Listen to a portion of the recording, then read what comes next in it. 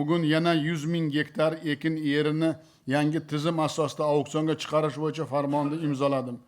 Har bir kun g'animat, hokimlar bu yerlarni tez auksionga chiqarib ekin ektirishi zarur.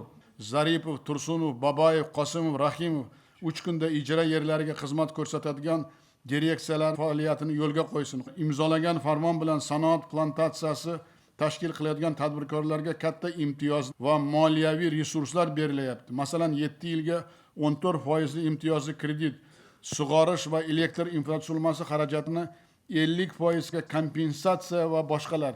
Viloyat hokimlari bu yil kamida 5 tadan yirik sanoatlashgan meva-sabzavot plantatsiyasini namuna qilib tashkil qilishlari shart. Kartoshkaga bo'lgan talabni qoplash uchun bu yilga reja qilingan 180 ming gektardan 118 ming gektarga urug'lik ekildi.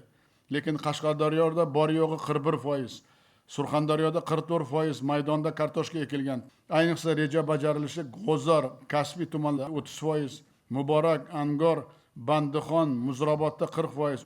Mart oyining o'zida kartoshka Surxondaryoda 12.4% ga, Qashqadaryoda 9% qimmatlashgan. Sizlarni tashvishga solmayaptimi? Meni tashvishga solyapti lekin. Kartoshkalikka ixtisoslashgan Xo'jobod, Andijon, Kosonsoy, Chortoq, Chust, Yangiqo'rg'on, Farg'ona tumanlarida ham ishlar qoniqarsiz.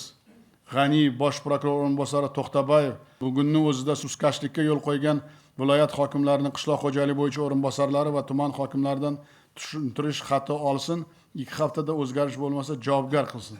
Tushundim, hurmat.